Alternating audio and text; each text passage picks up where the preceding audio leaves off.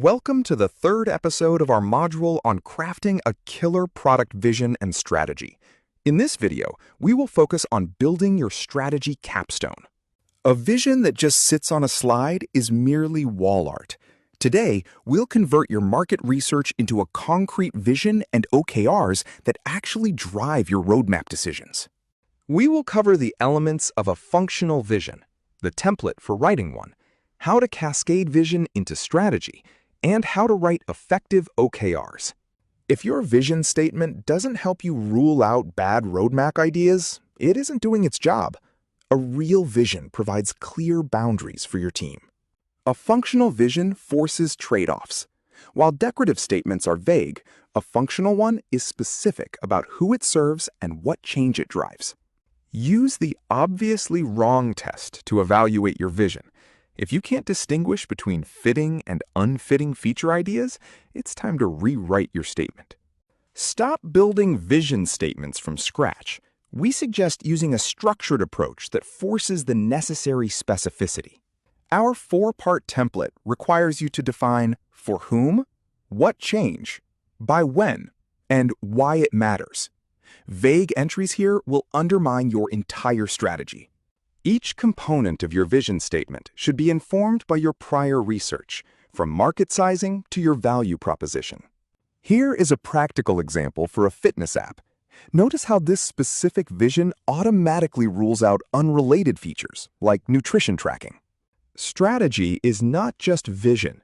It is the disciplined process of narrowing your vision into actionable quarterly priorities. Follow this funnel. Flow your vision down into strategy, annual goals, and finally, your quarterly priorities. Everything must trace back to the vision.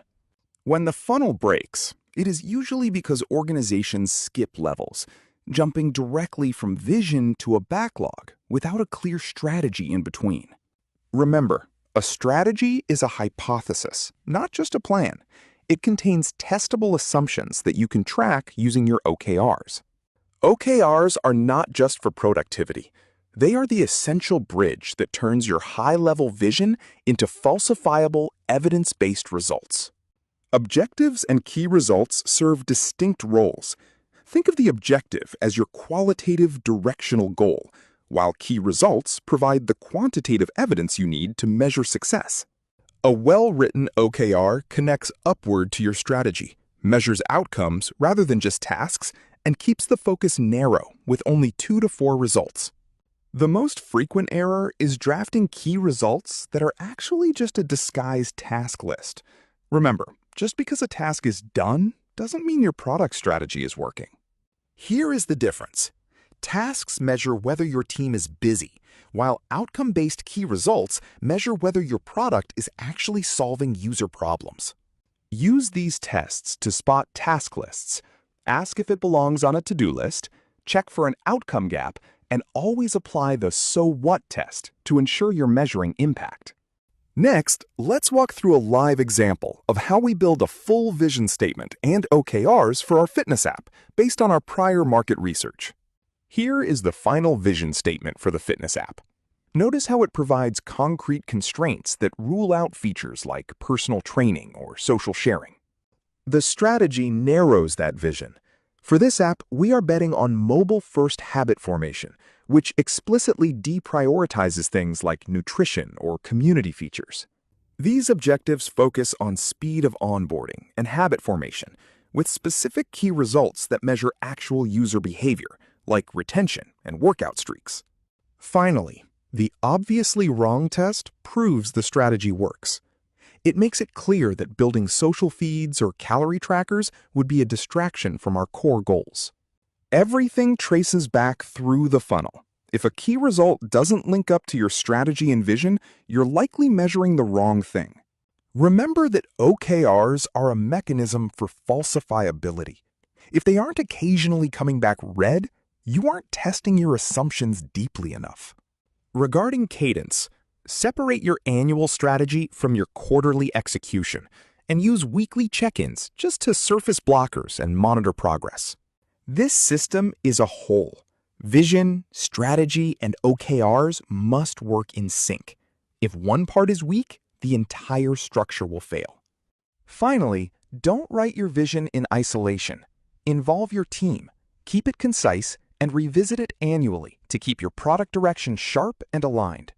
Now, let's go over some practical tips for writing your OKRs. Remember, OKRs fail in implementation far more often than in theory, so use these guardrails. This video is a capstone, but also a launchpad. The artifacts you create now will serve as direct inputs for the upcoming episodes in Module 3. To recap, a vision must do 3 things. It must constrain your roadmap, cascade down into your strategy, and provide a way to prove your progress through OKRs. Here is your exercise for this episode.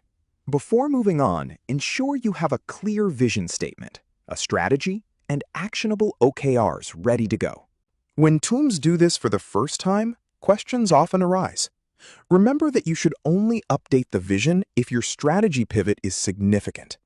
Everything is connected. Your vision, strategy, and OKRs form a system. A system is only as strong as its weakest link, so build them carefully. You've now completed 3 episodes of Module 3. With your direction and proof system in place, our next topic will be how your business makes money.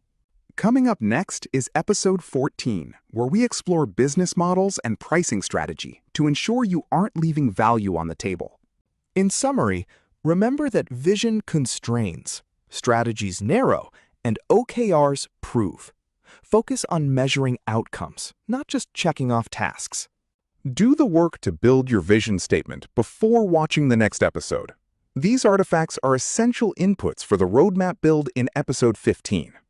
This program was brought to you by the Series of Thoughts team.